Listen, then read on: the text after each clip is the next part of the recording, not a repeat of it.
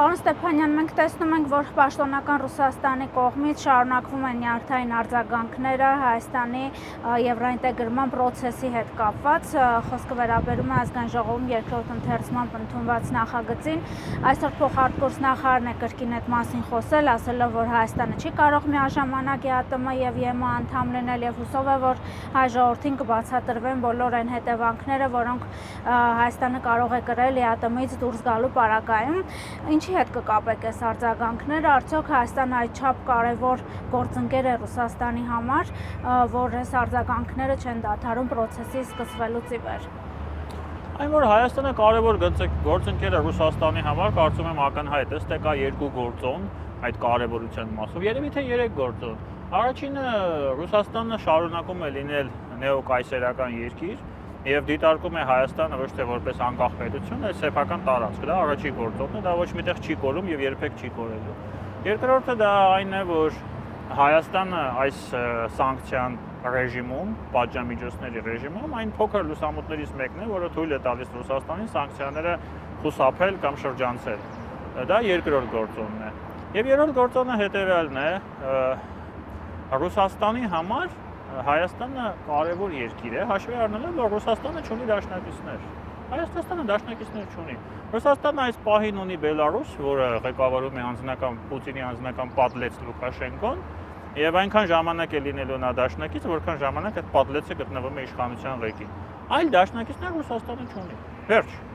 Հիմա կա Հայաստան, որի ղեկավար Նիկոլ Փաշինյանը համաձայնվել է մայիսի 9-ին կանգնել Պուտինի կողքը, կա մի քանի այդպիսի երկիր, Ադրբեջան, չգիտեմ, ինչ երկրներ կան, Իրան, Հյուսիսային Կորեա, ոչ ժողովրդավար երկրներ հիմնականում, որոնք այս կամ այն պատճառներով Պուտինի հետ համագործակցում են, այս կամ այն մակարդակով։ Հայաստանը այս պահին այդ երկրներից մեկն է եւ դրա համար Հայաստանը շատ կարևոր է Ռուսաստանի համար։ Այդ նյարդայնությունը այդտեղից է գալիս, որտեղ նրանք չեն ուզում Հայաստանին կորցնել, որտեղ Հայաստանը դիտարկում են այս 3 համատեքստում որպես կարևոր երկիր իրենց համար։ Իսկ ձեր կարծիքով ինչքանով է Հայաստանի այդ եվրոինտեգրման փուլը հնարավոր։ Իհարկե սա երկարատև գործընթաց է, այսինքն Հայաստանը ինչքանով կարող է ունի հնարավորություն միջև վերջ գնալու։ Ես վստահ եմ եւ առաջի օրվանից, երբ որ այդ գործընթացը սկսել եմ, շարունակում եմ վստահ լինել, որ ռեալ հնարավորություն կա։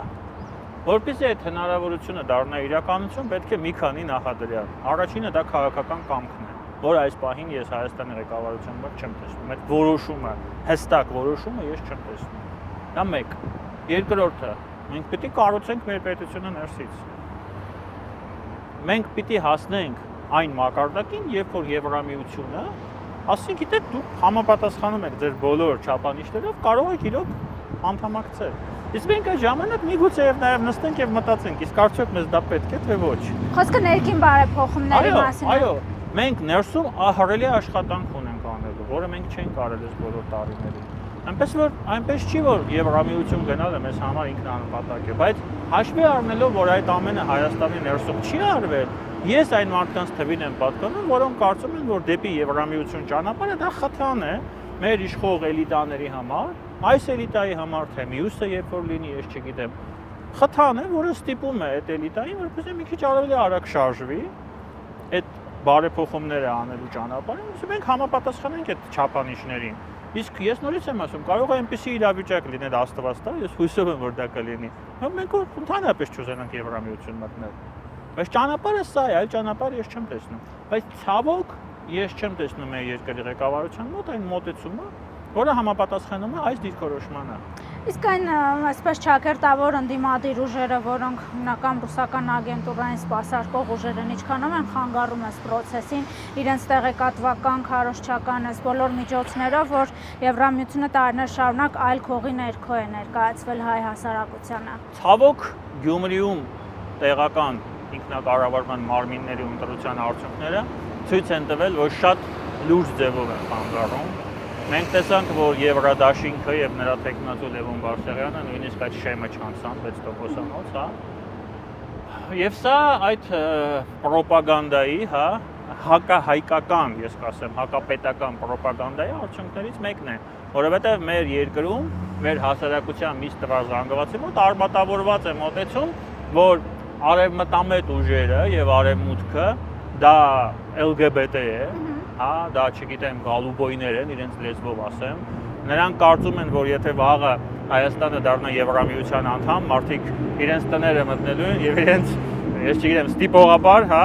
մտցնելու են այդ LGBT համայնք։ Ես փորձում եմ հիմա ցիվիլ արտահայտվեմ, երբ որ դա հիմարություն է եւ իրականում այդպես չէ։ Մեր երկրում կան այսօր մարդիկ մեր հասարակությունում, որոնք հույս ունեն, դեռ հույս ունեն եւ պնդում են դա, որ վաղը սովետական միությունը վերականգնվելու է։ Եվ վերականգնվելու է այնպիսի սովետական միությունը, որը եղել է 70 տարվա ընթացքում։ Իրենք էլ ապրելու են խաղաղ, երջանիկ, անհոգ, ոչ մի բանի մասին չեն մտածելու եւ Հայաստանը լինելու է այդ սովետական միության մաս։ Ես չեմ չափազանցնում։ Դա գյուղերում գնացեք հարցրեք։ Եվ այդ ամենը պրոպագանդայի արդյունք է, այդ թվում նաեւ ձեր նշված ուժերի եւ իհարկե ռուսական հեռուստատեսության, որը շարունակում է անխափան գործել Հայաստանի Հանրապետության ամբողջ տարածքում։ Մենք անելիքներ ունենք այս առումով մինչև հաջորդ ընտրությունները դուք մեջ բերեցիք նախորդը, որ այս ռոպագանդան մի փոքր քչանա եւ մենք տեսնում ենք, որ փաստորեն անցողիկ շեմ հաղթահարում են հենց նմանատիպ ուժերը, ոչ թե օրինակ դեմոկրատական ժողովրդավարական։ Այդ յաշիկը հեռուստացույցը շարունակում է շատ լուրջ դեր խաղալ Հայաստանում հանրային կարծիքի ձևավորման մեջ։ Ցավոք, մանավանդ գյուղերում եւ շրջաններում, որտեղ ինտերնետ հասանելիությունը այնքան էլ մեծ չէ, կամ ուղղակի մարդիկ չեն օգտվում ինտերնետ աղբյուրներից, այսինքն այլ ընդրանքային տեղեկատվություն չեն ստանում։ Հիմա Հայաստանը գտնվում է հիբրիդային պատերազմում, որի բաղկացուցիչ ամենակարևոր կոմպոնենտներից մեկը դա տեղեկատվական պատերազմն է։ Եվ այս պայմաններում, երբ որ մենք թիրախ ենք Ադրբեջանի կողմից, Ռուսաստանի կողմից, ինչ որ առումով Թուրքիայի, ինչ որ առումով Իսրայելի կողմից, Հայաստանում անխափան գործում են ռուսական ալիքներ։ Հայաստանում գործում են լրատվամիջոցներ, հայկական լրատվամիջոցներ, որոնք սպասարկում են Ռուսաստանի շահերը։ Հայաստանում գործում են ռուսական լրատվամիջոցներ։ Այդ բոլորը աշխատում են դրա համար, որպեսզի Հայաստանում հասարակական կարծիք չձևավորվի, ըստ որի եվրոպական արժեքները, ես չգիտեմ, ժողովրդավարությունը մեզ համար դա կարևոր գործոններ են։ Այդ մարդիկ մտածում են, որ Ռուսաստանը լավ է, խոպան են գնում, փող են աշխատում, վաղը չեն գնա, նենց կլինի չեն գնա, փող չենք ստանա, մեր գազը կանջատեն, մեր լույսը կանջատեն, ես չգիտեմ, մութ-ցուրտ տարիները կվերադառնան։ Մարդիկ կան, որ Պուտինի արևով են երդվում Հայաստանում։ Դա պրոպագանդայի արդյունք է, իհարկե։ Այս ամենը պետք է սահմանափակվի։ Պարոն Ստեփանյան, այսօր Հայաստանի եւ Ռուսաստանի դիվանագիտական հարաբերությունների 33-րդ տարեդարձն է եւ փոխադարձ շնորհավորանքներ կային արտգործնախարարությունների կողմից։ Լավրովը նշում է, որ չնայած դրսի փորձերին խարխրելու ռուս-հայկական դաշինքը կողմերին հաջողվել է պահպանել երկխոսություն, ընդլայնել հարաբերությունները եւ այլն։ Կուզեի ձեր դիտարկումները լսել։ Մենք այսօր ինչքանով կարող ենք համարել, որ այդ ամենը հաջողվել է ռուսական հարաբերություններում եւ մենք ունենք վստահելի գործընկեր մեր ունեցած կոնֆլիկտի շրջանակներում նաեւ։ Կա մեկ ուժ, որը խարխլում է ռուս-հայկական դաշինքը։ Դա Ռուսաստանն է։ Մնացած բոլորը միայն օգտվում են։ Այդ ուժերը, որոնց մասին նրանք խոսում են, միայն օգտվում են կողքից։ Ինչու է խարխլել։ Ես որևէ նոր բան չեմ ասելու։ Ռուսաստանը 2007 թվականից սկսած փոխել է իր դիրքորոշումը եւ քաղաքականությունը Հարավային Կովկասի նկատմամբ։ Սկսել է զինել Ադրբեջանին։ Ստեղծել է դիսբալանս Հայաստանի եւ Ադրբեջանի միջեւ։ Ստեղծել է բոլոր հիմքերը, որպեսզի Ադրբեջանը կարողանա հաղթանակ տոնել 44-օրյա պատերազմում։ Պլանավորել եւ իրականացրել է 44-օրյա պատերազմը թուրքական գենշտաբի հետ։ Ես չեմ ասում, Շոյգուն է ասում, իրենց նախարարը պաշտպանության։ Հայաստանին զենք կամ չի տրամադրել կամ տրամադրելի ուշացումներով։ Ամեն ինչ արել է, որպեսզի մենք այդ պատերազմում պարտվենք։ Բերել եւ փաթաթել է մեր վզին նոյեմբերի 9-ի փաստաթուղթը ճակերտավոր։ Իրականացրել է Արցախում էթնոցիդ։ Մասնակցել է էթնիկական զտման մեջ, որը Ալիևն է արել։ Չի կատարել իր բոլոր պարտականությունները եւ պարտավորությունները որպես խաղաղապահ կոնտինգենտ ուղարկած երկիր։ Ինչի մասին ենք մենք խոսում։ Դիտեք այսօր Ինչի մասին։ Մենք Ռուսաստանն է, միակ կողմը, որ այդ հարաբերությունները քանդում է, դա Ռուսաստանն է, ուրիշ ոչ չկա։ Այսօր երբ Հայաստանի արտաքին քաղաքականությունը կարևոր շրջափուլի մեջ է նկատի ունեմ նաև խաղաղության պայմանագրի հնարավոր ստորագրում համաձայնեցված կետերը, մենք տեսնում ենք աջակցություն ընդհանրապես ԵՏՄ անդամ մեր գործընկերներից, թե հակառակ են բոլոր շնորհավորանքները, կոչերը արագ ստորագրելու այն դաշինքների կողմից են, որոնց հետ մենք այն ուժերի կողմից են, որոնց հետ մենք ոչ մի հարաբերություն չունենք դաշնակցել։ Ռուսաստանը իհարկե ողջունել է այդ համաձայնեցումը, դե ուրիշ բան չէր կարող անել, բոլորն են ողջունել, բայց ռեալ ոչ մի աջակցություն չկա։ Պարզ պատճառով որ Ռուսաստանը շահագրգռված չէ, որպեսզի Հայաստանի եւ Ադրբեջանի միջեւ լինի վերջնական խաղաղություն։ Ինչու շահագրգռված չէ, որպեսզի հայ-ադրբեջանական կոնֆլիկտը սնում է ռուսական քաղաքականությունը մեր տարածաշրջանում։ Այդ լավ բան կա, չէ՞, բաժանիր եւ տիրիր։ Որևէ նոր բան չկա։ 91 թվականից, երբ որ ԽՍՀՄ փլուզվել է, Ռուսաստանը այդ քաղաքականությունը վերցրել է, զինվել է այդ քաղաքականությամբ եւ Ղարաբաղյան կոնֆլիկտը այդ քաղաքականության բաղկացուցիչ մասն է։ Հիմա Ղարաբաղյան կոնֆլիկտի էջը փակվել է, հաստատի փակվել է, ուզենք թե չուզենք։ Հիմա նրանք չեն ուզում, որպեսզի Հայաստանի եւ Ադրբեջանի միջեւ լինի խաղաղություն, որպեսզի սահմաններ ճշտվեն եւ արհեստական շահագրգռված են, որպեսզի այդ կոնֆլիկտը արհեստական շարունակվի, որովհետեւ քանի կա կոնֆլիկտը, նրանք հույս ունեն այստեղ ամրապնդվել, միգուցե որոշ չափով վերադառնալ։ Այն դեպքում երբ նրանք իրենց կամքով են այստեղից գնում Լեռնային Ղարաբաղից ռուսները իրենց կամքով են գնացել։